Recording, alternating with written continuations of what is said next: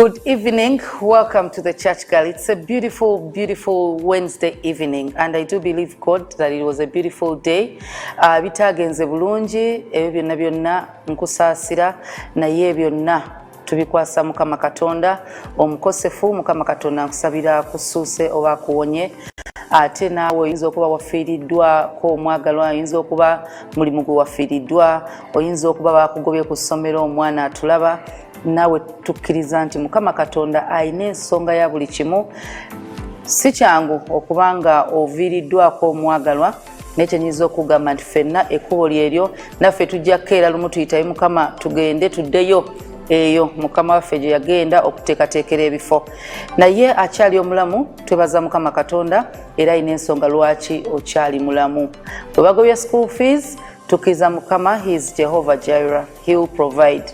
Era ne sente zijja kubanga zifunika, essaala kye kintu buli omu kye yeetaaga. Saba Mukama Katonda buli kimu ajja kuba agabirira. Mu biseera byabyo ojja kubanga obifuna.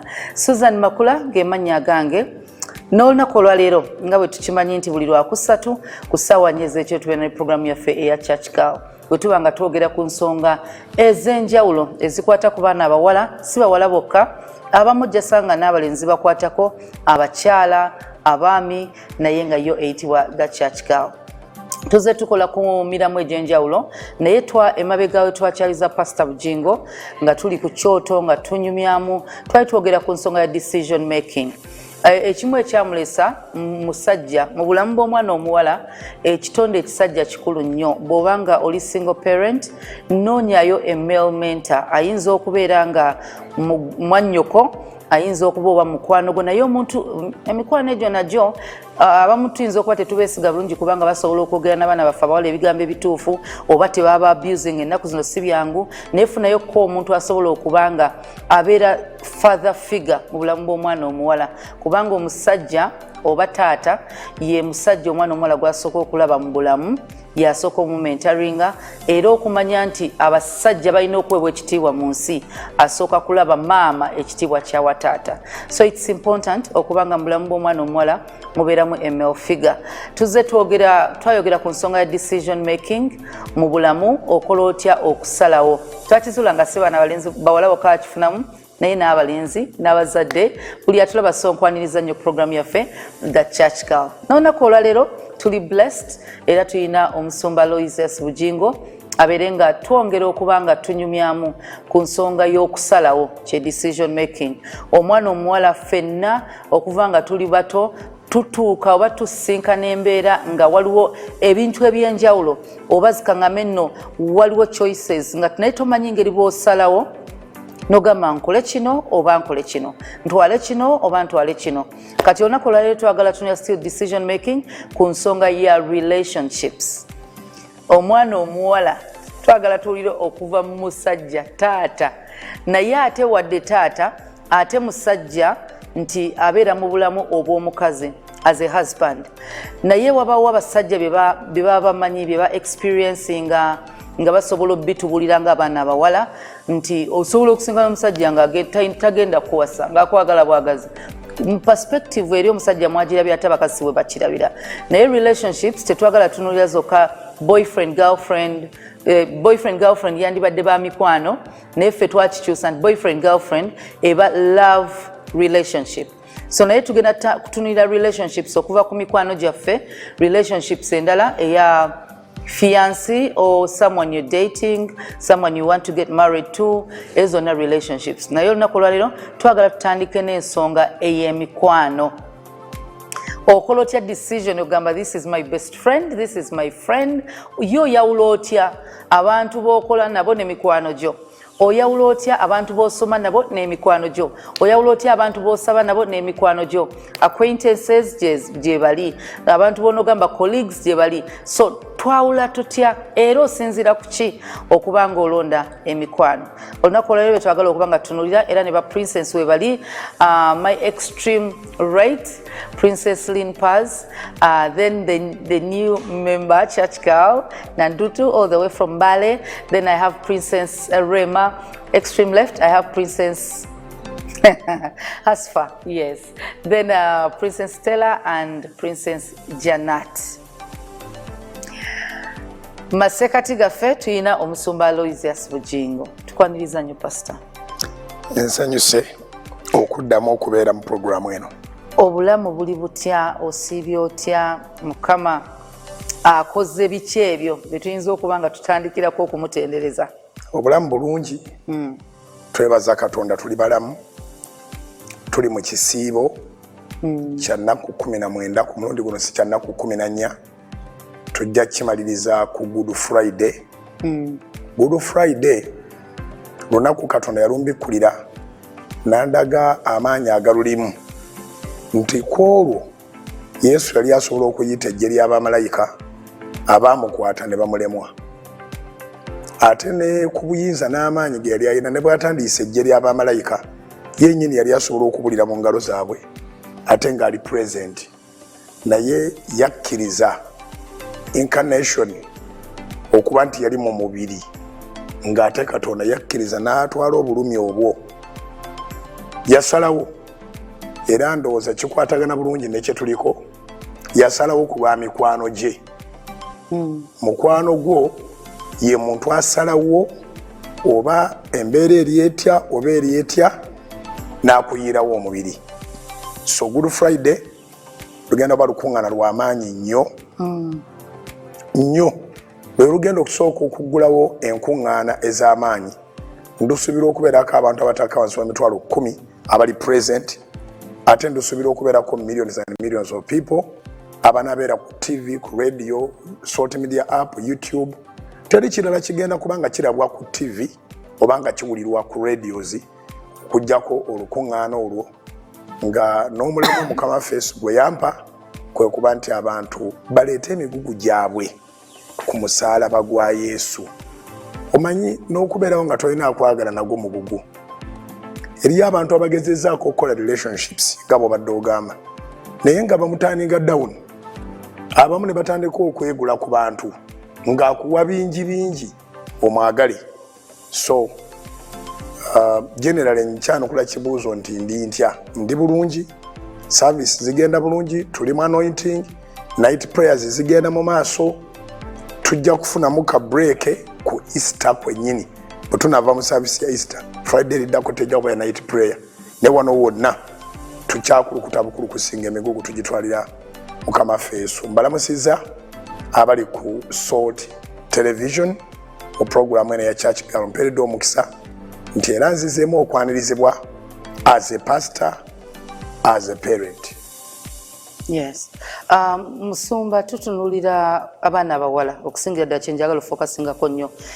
Kyendowooza personally nti abaana abalenzi mu kulonda emikwano n'abaana abawala byanjawulo ebintu bye batunuulira bwe baba basalawo ku bantu nti ojja sanga abaana abalenzi nga kyangu nnyo okulonda omukwano kubanga obwongo bwabwe bukwatagana mu ngeri ebazimba oba mu ngeri ey'okucakala. Kyangu nnyo okusanga ate omwana omuwala ng'afunye omukwano kubanga bonna bali ku level y'emu ey'okubanga tebekkiririzaamu, ey'okubanga tebalina ba boyfriend, kubanga ntunuyo okuva mu ssomero nti ojja sanga abawala nga bakoze emikwano bonna balina obubina ng'era bw'osanga click mu ssomero bonna balina ekibagatta ebisinga nga biri physical tebitera kusukka nnyo kintu kibongera mu maaso. So naye olwaliro kye twagala okutunuulira nti omwana omuwala wandimuwadde magezi ki oba yanditunuulidde bintu ki ng'alonda emikwano? Sibeerangako muwala era sijja kubeera naye mpa amagezi ng'omwoyo omutukuvu bw'anaannuŋŋamya era nga nzikiriza nti omwoyo wa Katonda waali okutuyamba okwogera ebigambo ebigenda okuyamba. I just imagine ngera bw'ogambye nti ffe abalenzi tunoonya emikwano egitwongerako era bw'oba ogenderedde abaana banoonya emikwano gy'abo abamanyi kuva mu ssomero abasobola okukola point zotasobola kukola abasobola okukola numbers zotasobola kukola n'omufuula mukwano gw'abalenzi tunoonya nnyo abatusingako naye ate mu bawala by observation abawala tebaagala nnyo bantu babasinga ababasinga bawala n'abawalane weewaawo n'embaleezi mulimu abantu babalabanga competition babalabanga ye takkiriza nti waliwo amusingako naye nga nkitandikira gye kitandikira Katonda bw'abanga awadde omwana ow'obuwala omukisa nguyise mukisa maama we n'abanga akyali mulamu mukwano gwe ateekwa okusinga emikwano gyonna ateekwa kuba maama wo kubanga maama wo ajja agoberera stage zonna ez'obulamu bwo ekintu kyonna ky'ogenda okukola mami ateekwa okuba nga akitegeddeko era njagala kusaba nti abazadde abali ku Salt TV abatulaba mu programu eno eya Church Girl mwewe nnyo abaana mu ngeri y'okubeera mikwano gyabwe in that omuwala anoonyaayo omuntu anaamugayidinga naye omuntu oyo anaamugayidinga tabeera wa kikula kirala kiba kikula kye nzikiriza nti eriyo abasajja abayambyeko abaana baabwe okukula nga baana ba buwala naye abaana ab'obuwala okukula taata akontributinga kitono kubanga chenjezi z'obulamu bwabwe maama yasinga okuzitegeera bafaanana ndowooza nkyogere tekiina buwemu omuwala abeera mukazi munno era waffe Masaka bagamba nti obukya buziba bwenkanyankanya omwana ne nnyina ewaffe eriyo abantu abalina omukisa nti azaala nga ne bawala be bazaala waliwo abalina omukisa nga abaana be benkana bulungi n'abaana bamuwala we nga bazaalira mu wiiki y'emu so bwe baba bakomparinga notice bazikomparinga ng'abazadde abakyala nga tebakyalinawo kiri kya maama na mwana so ne mu buto wano omuzadde omukyala yandisaze amagezi agayingira mu bulamu bwa muwala we sisuubira nti omuwala asobola okukola ensobi yonna neba breaking virginity ye n'ayingira mu mikwano emibi nga maama amubeereddewo bamaama bainitiatinge bamaama basookereze banoonye engeri yonna esoboka okutandika okubeera mikwano gy'abawala baabwe nga bakyali bato so that abawala bano balina confidence to confide in their mothers so bwatuuka kukula okuba nti agenda mu nsonga maama yateekwa okusooka okumanya era maama ono kubanga mukwano gwe yasobola omubuulira nti kati kogenze mu nsonga ovulation yo eraga nti osobola okufuna olubuto era mubeerere open embuto zijja zitya amudesigninge nga olwatandika okumukolamu omukazi maama ye mukwano asooka bwemanya nukula kya mikwano then oteekwa okunoonyaayo gwe ng'omwana w'obuwala mukwano gwo ayina ku birowoozo ebyefaananyiriza n'ebya maama wo naye nga muto ye muto naye ebirowoozo bye bw'oba obiraba bw'owuliriza byayogera ne maama byayogera maama agamba weekuume noono muto muno naye agamba twekuume kuba Katonda omulyaba twekuume tetukkiriza balenzi kutujooga tetukkiriza balenzi kutumanyiira tetwonoona future yaffe kubanga maama ayina nti ye muntu ayagaliza muwala we tayinza mwagaliza kibi n'akamu n'akatono so omukwano gwe tunoonya kulina okuba n'embala eyo gukwagalizanga maama we bye yandikwagaliza nkugambye ateekwa okubanga omukwano gwono gw'olonda omwana w'obuwala alinamu ttooko ya maama naye nga mwenkana naye content agijja mu maama we twogera kati ku muntu nga benagambye nti ng'alina omukisa nga maama we waali ate nga ne maama we ali available ku lw'omwana we kati ng'ebigambo byajja mu maama abiteeka ku levo ye n'abinyumya naawe n'owulira nga waliwo progress kubanga buli muntu yenna mu nsi muno yeetaaga omuntu gwe beekana naye okubeera mukwano gwe naye yeetaaga n'omuntu amusinga obukulu okubeera mukwano gwe yeetaaga n'asinga ku oyo amusinga obukulu okubeera mukwano gwe omuntu ateekwa okuzimba emikwano okuva ku beyenkana nabo okutuuka ku bajjajja era abantu abazimba emikwano okuva ku beyenkana nabo okutuuka ku levo y'abajjajja abantu abo be bafuga ensi eno baba ne kuŋŋaanyizo ly'amagezi awulira abenkana naye n'amanya ne challenges eziriwo n'atanyooma maama we oba bazadde be n'awulira nabo advice gye bagaba ate n'alaba ne bana abayiseewo abali mu myaka emingi ddala abayita mu stage ezi zonna abo si bakadde nnyo okunsinga okuba nti bali old fashioned. They are not old fashioned. Era tebajja kutegeera ki mulembe gwange. Tobanoonyaamu kutegeera mulembe gwo.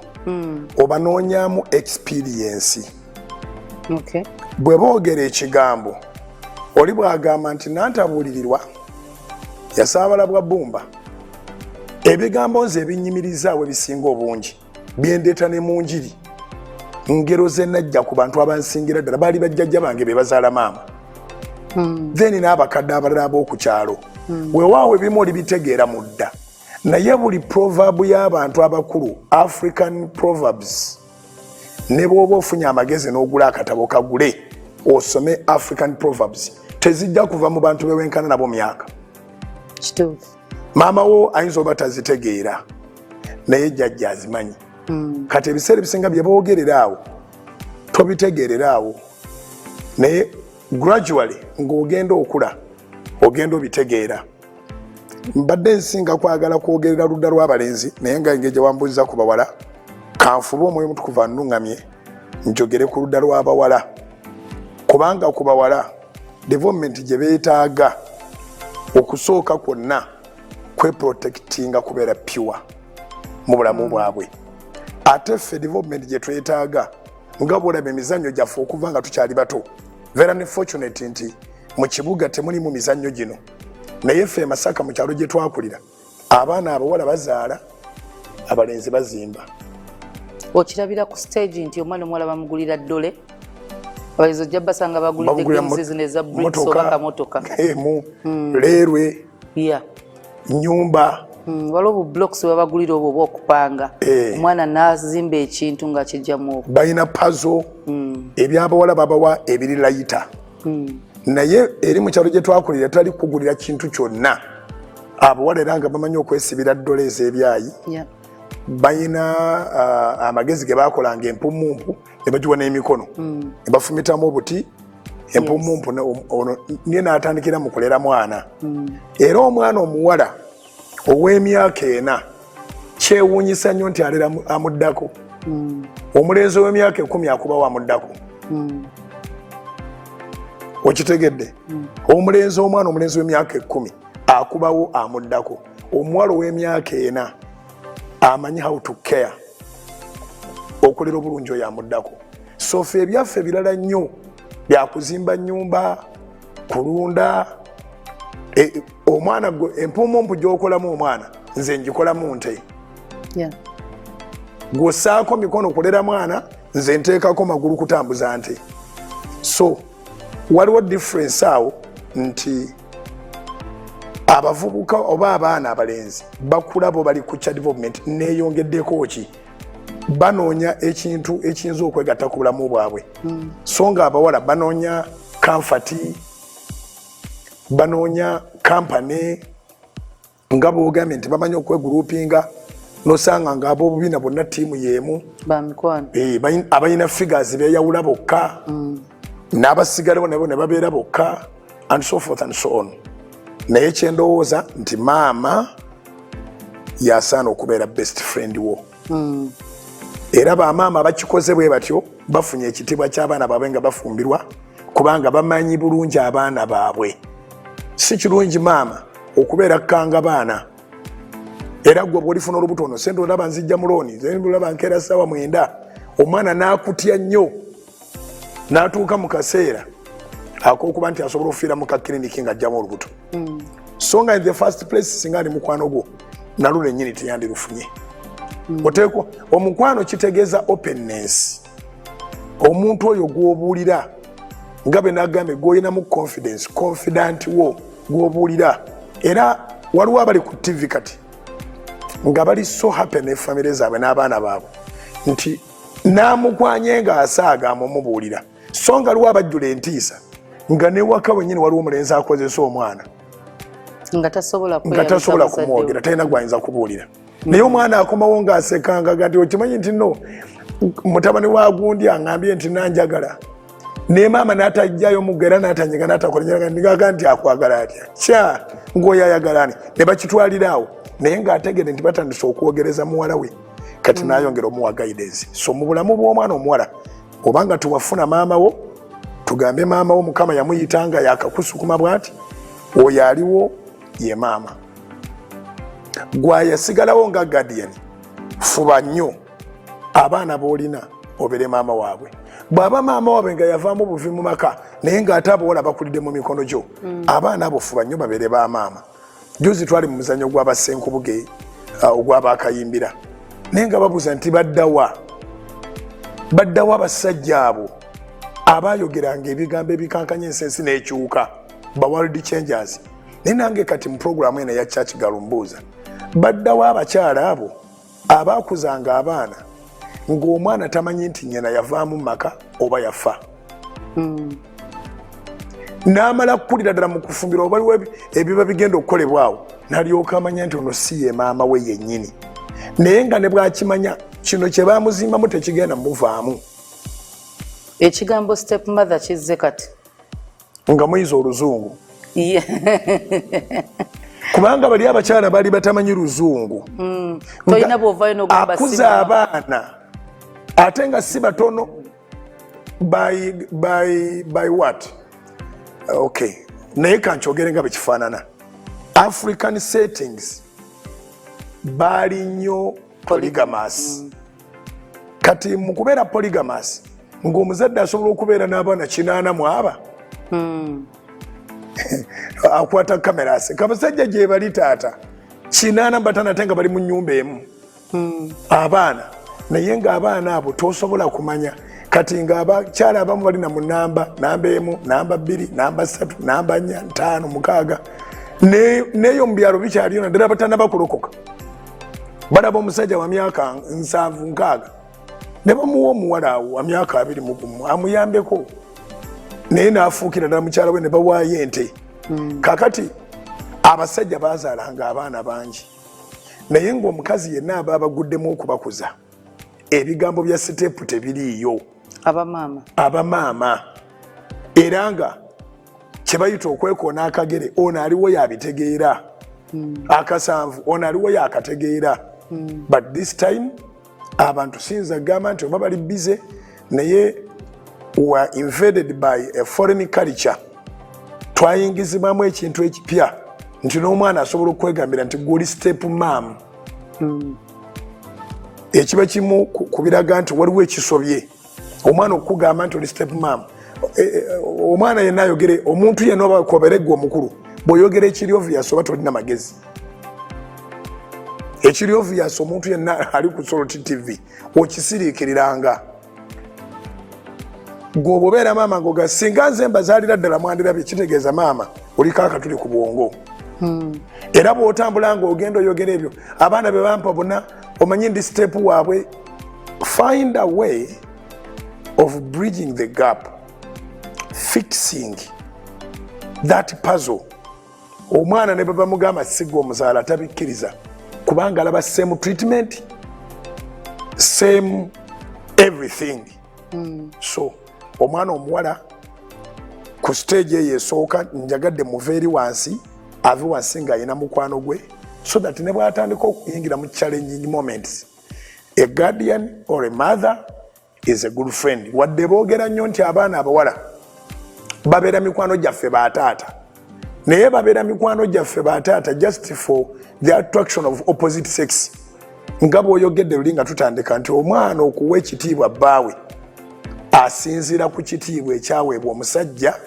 eyali mu nnyumba yeah so babeera attracted by us being an opposite sex naye tebabeera attracted nti ffe tulina nnyo kye tugenda obbayamba kati ate ekyewunyisayo nti ate abaana abalenzi ate ne babeera attracted nnyo ku bamaama era nabo lwa opposite sex naye si lwakubanga bamaama balina nabo kye bagenda obbayamba ekyamaanyi era bw'abulirira ddala mu maama kyekimmonde kye tufuna kuba ne bw'awasa asigala alaba nnyina asobola okudda ewaka ng'alidde n'omubuuza n'adoodooma mpise wa maama mbadde maze okulya. Mommy's boy, so much of mommy's boy does not make a man. And so much of daddy's girl does not make much of a wife, a woman. Well, katugendeo katono mukuumulako twogera ku nsonga y'omwana omuwala n'okubanga asalawo ku mikwano emirungi. Kiraba nti omukwano gwasooka ofuna maama ne taata asobola okuba mukwano naye ate taata tugambye nti waliwo we mu myaka watuuka n'akoma ku mwana omuwala okubanga barelatinga closely olwa nature nti kikula kino kya kisajja kino kya kikazi. Waliwo ebimu taata byatasobola kukolera mwana muwala maama byasobola okukola. Waliwo omwana omuwala byatasobola kugamba taata ng'atasobola bigamba maama. Naye bwe tuva ku level eya maama n'atuta ne tugenda ku ssomero ne tugenda ku mirimu ne tugenda mu society, we meet other people. Tulonda tutya abantu abo abalala okufuuka mikwano gyaffe ng'abaana bawala. Tovaawo tukomawo.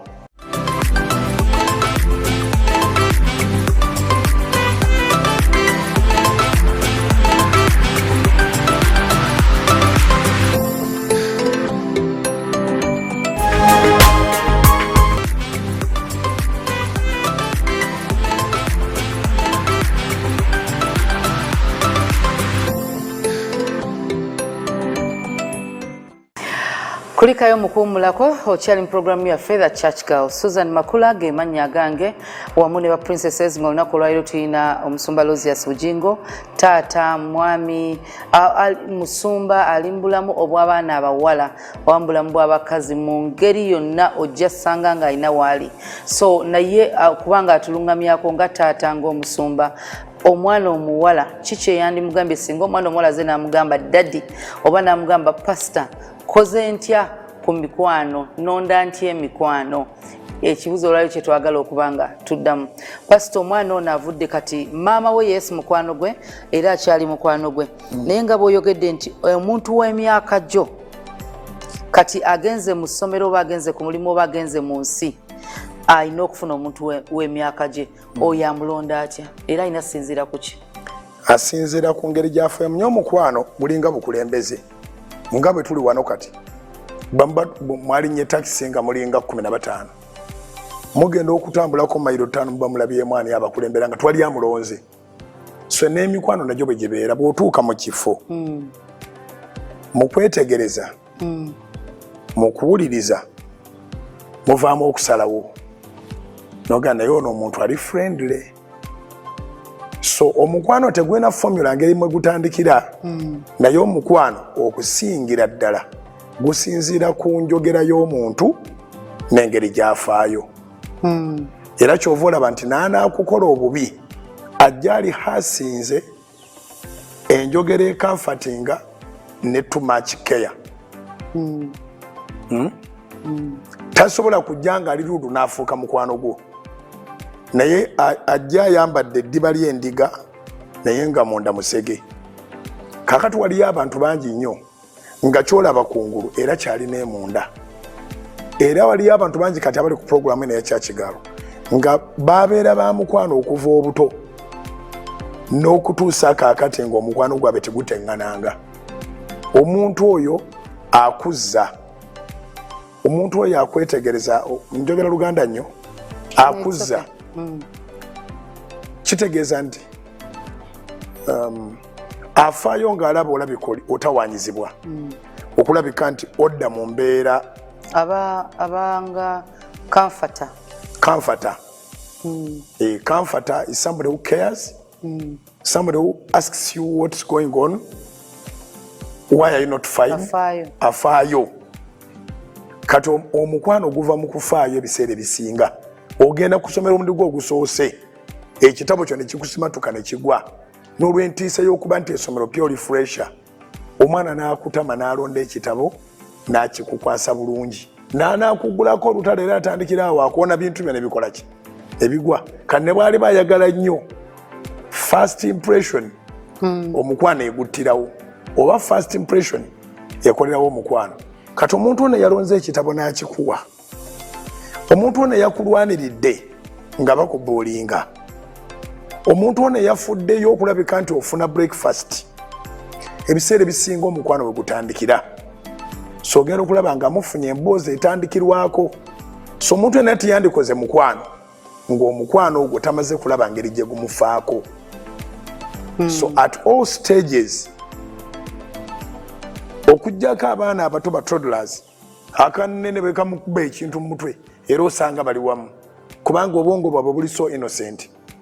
Naye omuntu ono atandise ogamba nti gundi mukwano gwange asinga kunoonya keya. Yes. Ne mu muzadde era kyebanoonyaamu, ne mu stranger kyebanoonyaamu, buli muntu gw'onoofuula mukwano gwo okusookera ddala kuba kufaayo. Kubanga ndowooza kiri mu butonde nti ffenna twagala okuba nga twagalwa, tufiibwako, abantu batuwa attention. Kati kyangu nnyo kubanga oli attracted nga tonnatunulira kintu kirala kyonna kyonna, oba nzikiriza ya muntu oba magezi ge mu ssomero oba wonna wonna we muli oba we mukolera, nga tonnalowooza na gy'ava oba ava waka wafaanana watya. Omuntu waakufaako bw'ati, omuntu oyo omusembeza. Omuntu ono akufaako, kizibu nnyo okulowooza ku ssente ze, kizibu nnyo okulowooza ku background ye. Kyova olaba nti tebazanya buzanyi binejeeriya, naye ogenda okwekanga nga abali waggulu basikiddwa abali wansi. Nolaba nga Prince ayagala omuwala gw'otomusuubira kwagala nga bo balina gwe bamutegekera, naye nga gwe bamutegekera tagenda muwa keya. Bonna baliwo eri waggulu, naye onajja kufaayo, talina kyakkuwa. Bassebo ne bannyabo, hospitality si kukwata ddagala n'oliwa muntu, naye eddagala erisingayo mu nsi oba ssente, eddagala erisingayo mu nsi muntu kumubuuza, kumufaako, kulabika nti ofaayo. Naye abakiraba nisinga addewo ekikoleka wandikikoze. So ne mu bantu abakulu kye tunoonya, era nze nababulirako enjiri ne mbaga nti ebintu bye twetaaga si bingi. Kati tuli mu sizoni ya kutikulwako migugu mu kusaba kuno n'okusiiba. Emigugu tugireke ku musalaba gwa Yesu. Naye twagala ebintu ebi bisatu. 1, okakasa ng'oli mukwano gwa Katonda. Kikulu nnyo tobanga n'omukwano ogukusika ku Katonda, era omukwano guteekwa okuba nga bamwogera Katonda guli comfortable. Actually mukwano gwo yandibadde ayina Katonda y'omu gw'olina, ng'osusse kino nti akufaako. Naye bw'omugamba tusabe nga mwogera Katonda omu, kibi okuba ne mukwano gwo nga bw'omugamba ntusabe nga kugamba ebyo bintu nali mbigambye tebikola. Ebikola tudduke ewa gundi akutema emisale gyo ebiri ekintu kyekole. Different gods causes a lot of distraction. So mukwano gwateeka okuba nga muli ku Katonda. Singa kisoboka yandibadde nga muli Katonda omu, naye kati nze njogera bwe ntyo, ndi muntu mukulu, nina emikwano ejja ddala, naye kyewuunyisa nti nyina omuntu gwe nsobola okukonfidinga naye naawe oli aweya nga musiraamu. Nga byenjogera n'omusiraamu oyo sisobola bigamba pasita n'omu mu Kampala muno. You understand? Okimanyiiko era omumanyi n'omumanya. So omukwano qualities oluusi ate zisukka enzikiriza. Omukwano gujjawo barriers ezisigadde zonna, tribe, education, faith, beliefs zo. Omukwano guli selfless, teguli self-seeking. Okitegeera. So omukwano be gute gubeera. Bwe tuddayo ku baana ab'obuwala, abaana ab'obuwala culture yabateerawo settings ez'okuba nti bw'akula maama we bwe yandibadde amubuulirira byateeka omubuulira, amusindika wa ssenga. Ekigambo kya ssenga kiva mu kukuba nti asengeka ensonga. Kati yamubuulira nga tamulinaamu nsonyi, naye omulembe guno maama yandibadde akale munye n'abuulirira omwana we, kubanga bassenga bangi babaweereza abaana ne babateeka ne mu kwetunda. Byamuyigiriza n'abifuukira ate bulooka. Njogera ku girl child. N'akuyigiriza byakuyigiriza n'akunywamu omwenge awo. Obanga mwenna gy'osindisa omwana naawe mwenkana obuvunanyizibwa nti naye talina budde bwa mwana nga bw'otabulina. Njagala kwogera kwona alina obudde. Alina obudde bangi aboonoonya abaana abawala. Era abaana abawala bangi abaata mu bufumbo. Ngeri gye bamusindika ewa ssenga. Ate yewaava ekisajja ekyamuviirako ne ssenga bwe mukolimira. Bw'oganya okufumbirwa ono mpozi nga siri mwannyina wa kitaawo. Era kakati nze nkukolimidde. And so forth and so on. Olina okutwala oli abateereddeko amabaati ku nnyumba ebadde y'essubi. So bakuwanyisaamu obuntu butono mu mabaati, mwenge, nte, mbuzi. So nga singa maama yali asigaza omwana we n'amanya nti this is puberty time, kantandika okwogera n'omwana. Senga ono asengeka ensonga. Ab'ennaku zino bayingirwamu ekiwuka. Tebalina musaayi muzadde. Baagala bintu mu baana. Ate gwe bw'ota okikoleko tugambe ne ssenga naye taliiwo kati nzija kusenga oli ali bize. Mwembi mugenda kubeera bize. Kati ono omwana gwe yafunanga mukwano gwe yagenda omuyigiriza. Byagenda omuyigiriza tojja kubyagala. Omwana ono bw'abeera mukwano gwe bw'afuna mukwano gwe amubulira ebitali proper, omwana ajja kubikubuulira. So program engeri gy'enaatera okuggwa badde nsaba ttiimu yo ebuuze ku bibuuzo. Well, eddakiika zo zitambula tukwebaza okuba ng'oli ku Soul TV. Can two work together unless in agreement? Amos 3:3. Bwe muba temukwatagana nga temukkiriziganya musobola obeera ab'emikwano naye nga musumba bagambye nga tetunagendayo ngenda sooka ekibuuzo nkize mu baana abawala balina emikwano oba banoonya emikwano bo batunuulira ki bw'obanga tetwagala kugendera ku kyamusumba nti kirina kuba bwe kiti nedda waliwo gwe gw'ogamba nti nze naye wemba nnonda omukwano gwange nanditunuulidde kino ngenda sooka ne Hasfa anyinyonnyole bw'oba olonda emikwano gwe ki kyotunuulira. Yes, Hasfa. Ntunuulira enzikiriza. Sembeza omuzindaalo ku mwago era oyogere ng'oli audible.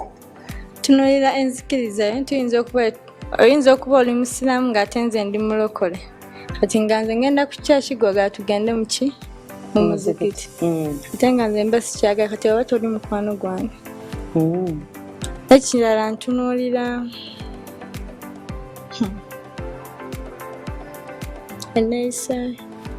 Eneeyisa etya? Empisa nga tezikwatagana n'ezizo? Gwe n'ennyambala yennyini nga gwe oyambala mini nze nyambala. Oyagala mukwano gwange mwenna emusalawo okwambala ekiwanvu? Kiwanvu. N'oba tayambadde ebiwanvu naye ng'oyambala bulungi. Sigamba nti yambadde bayikanzi ate nyambadde kiwanvu ate ng'oli mukwano gwange tambula Okay. Oba onswaza. Stella. Kale omuntu yanditunuulidde ki? Oba yandikositaliza eki ng'alonda omukwano? Ye nnyini gw'oba obuuza anoonya ki mu mukwano? Nze nga nze okusinziira nti nalokoka ntunuulira enzikiriza y'omukwano gwange kubanga kati nga nze waliwo ebintu ebyensi bye navaamu.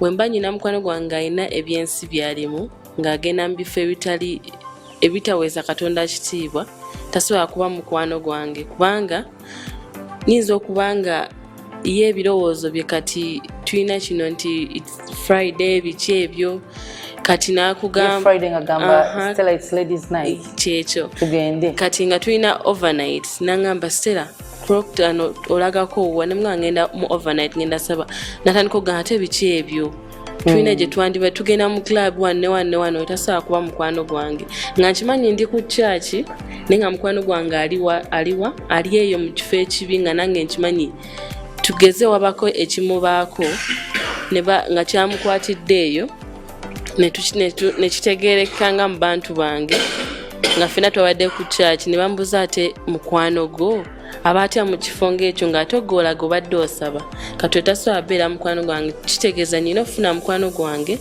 nga ebikolwa bye tebiswaza Katonda ate nga ffena bituweesa ekitiibwa. Then ekirala emikwano sisobola kufuna mikwano nga giri abusive, ng'ayogera bubi mu bantu, ng'avuma, kwegamba nga wembeera naye publicly nga talina patience, nga ye kyonna ekibaawo ng'ayomba buyombi, oyo mba sisobola kubeera mukwano gwe, kubanga tuba bawala era tuba tetugenda kwewa abantu bagenda tuwa kitiibwa, kubanga baba bagamba waba oyayomba noono gwali naye kitegeeza akola ki. Okay, Janet. Kasoke mbuze pastor. Kikirizibwa okuba nga nyina abantu ng'abawala 5 nga nsooka kubeetegereza ofunamu omukwano. Nga bwe nagambye nti omukwano gugenda na kwetegereza na kuwulira. So oli waddemba okubeera n'ekikumi. Oyinza n'ogwa mu ttiimu nga ttiimu yamwe ya Kyakigalo, ngimanyi nti eri mu bawala 7-8. N'ovaawo nga tofunyewo omukwano, oba n'ofunawo omukwano nga muli mu meeting ya 3 olyoka otegera nti oyo ye mukwano gwange. It's okay to take your time to select a friend. N'ekirala omukwano tulina okuba nga tukkiriza Katonda omu, kuba nayinako omukwano gwange nga muprotestanti, nga buli January muzeeyi wange abanokwebaza muprotestanti. Kati kolo nasookamu eyo kyaki nga nyina okujja ne Kanani oweereza. Kati bwe twatuuka eri balina engeri gye bayimbamu eyagala ofaananyizamu y'abalokole, nga sikuba muziki mu kyaki, nga mama wa mugamba ogwo omusegete oguzanga. Tasobola agamba zina g'endongo mu ndongo, tasobola galeetamu ino kyaki. Aswaza atya kitawe yakulira abakebezi wano mu kyaki, tomuzzanga newaffe tomuzza. Era bwe yaŋŋamba ne mugamba mukwano tabeera mukwano gwange feri tuzina ne tuuyana. Kati wano nga nzize mumazeeko emirembe, mutandise n'okuzza kitange mu busonda nti omwana yafuuka musege, tetukyasobolegana. Kati mukwano gwange tulina okuba nga tukkiriza nga bwe mukuba dansi mu maaso ga Mukama. Natuuka eri endongo entandise bakuba endongo y'ekirokole. Yes, kati nze n'ekyamuka nnyo tebazinirako ga kirokole. Era omwana oyo museke taddamu nakubeera mukwano naye enzina eri eya Dawudi. Kati mukwano gwange alina okuba nga kale ebifanagana ku byenkola naye alina obikola mu bulungi si mu bubi. Naye ng'akazembero kadde eno nziramu okubategeeza akagambo kali nti omukwano gusukka gusapaasinga ebintu bingi, gusapaasinga enzikiriza, gusapaasinga tribe, gusapaasinga weakness and so many other things. Nze mbadde bold ku TV okwogera nti mukwano gwange ne Susan gwamanyi, era nga bwabeerawo ekizibu ne Susan gwakubira musiraamu ddala. Nti okubira pasita yenna mu Kampala, era ekigambo kye mba ngenda okwogera ne pasita mbasimanyi oba kiri seefu, naye ate kwoli omusiraamu kiba seefu. So bwe munagenda nga mumakiwalinga mukimanye nti omukwano teguliiko kala, teguliiko nzikiriza naki, naye apparently era n'amagezi gempa abaana ab'obuwala, naddala omuntu yenna nga anoonya okwenyweza okunywera mu kyakkiriza, yandibadde yeewala okuba n'emikwano egy'enzikiriza ez'enjawulo. Naye then bw'omala okukula ng'ogenda n'okukola bizinesi ng'ejja kubeeramu basapulaya ab'enzikiriza ez'enjawulo, bakasitoma nga bajja baba nzikiriza za njawulo. Oteeka okonsideringa humanity other than other things. Okonsideringa humanity other than other things. Nga bw'olaba bwe kiri mu malwaliro nti ogenda ekibuli ng'oli mulokole ne bakuzaaza bulungi nga basiraamu, ogenda Rubaga ng'oli musiraamu ne bakuzaaza bulungi.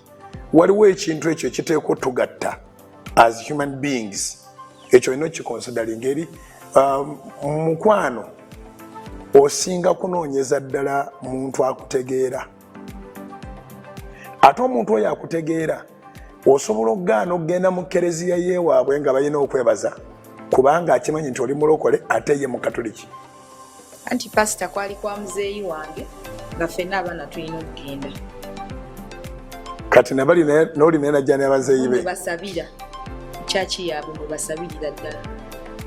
Wali mugenyi mu kyaki naye nga tolina okugenda ku lwataata. N'ekirala pasita njagala omukwano ng'afaayo keya in case oyina gy'olaze ng'omutegeeza n'akutegeeza kati linyosekaki nakibagamba ekyo ne luli nakibagamba mu Sunday service ne mbabulira ku muwala eyali teacher by profession eyagenda ne boyfriend nga boyfriend kanywa omusaayi yamutta era yamusuula eyo naye bwe yali agenda yalina gwabuulidde mukwano gwere kyekyaviirako okutracinga okuzuula ani yamubuza bawezeza bwe kitebamulaba naye ne mbagamba nti noono gw'oli naye boyfriend wo oba omulala yenna omutegeeza nti waliwo abalala abategedde wadde toba mubuulidde so ne bw'aba yina ebibi by'ayagala okukola boyfriend w'oyo ateekwa okuba nga amanyi nti olina bw'ocommunicatinga nabo ne bw'oba ogenze mu party ne bw'oba ogenze mu birthday kuba obulokole si busibe obulokole y'ensuulo y'amagezi mu kutya Mukama amagezi magasookera wateekwa okubaawo abategedde ate bw'osanga gurupu y'abano basatu be mugenda okugenda nabo bagambe guys nva kubuulirako mikwano gyange n'abewaffe nti tugenze nabinoonya so tiimu gye mubeera naye eteekwa okuba nga emanyi nayo nti waliwo abamanyi gye muli bw'osanganga mukwano gwo nga agamba toyogera gye mulaga manya nti mugenda kukola kikyamu. Eddakiika zitambula naye era olw'obudde okubanga buweddeyo ttiimu endala ejja kubeebuuza mu puroguramu yaffe enaddako. Mbuulira. Yes, obudde bugenze musumba. Buweddeyo? Yes. Kuddako njiri? Kuddako njiri. Naye ekyenyiza okugamba nti buli muntu ali wanjawulo spiritually maturity za njawulo nti kasita olabanga gwe mukwano gwo asobola okuinfluencinga okugenda mu kibi nga tosobola kubeera na mukwano ogutali mulokole beera n'omukwano omulokole bwebanga gwe Katonda ekisa kikuwadde ng'omuntu atali mulokole tasobola kuinfluencinga personally n'emikwano nga si balokole ng'era naye amanyi nti Susan mukwano gwange era tasobola kunkwenda ngamba tugende mu bbaala nina n'abalokole so bw'obanga standard was setting nga mu bulamu bwo because nga musumba wagambye nti omukwano gusobola osapasinga naye bw'oba oli mwana muwala nga gwe okimanyi buli muntu yeemanyi nti nze bwengeza n'enfuna abantu abatali balokole oba bwengeza n'ensalako kumpi n'empita kumpi n'ebbaala nja kunywa omwenge sigala mu line Katonda gyakuwadde choose those people who cannot have power over you or power to influence you. Confide in Christ until he gives you friends. Amina. Mukama bakume musule bulungi. Bye bye.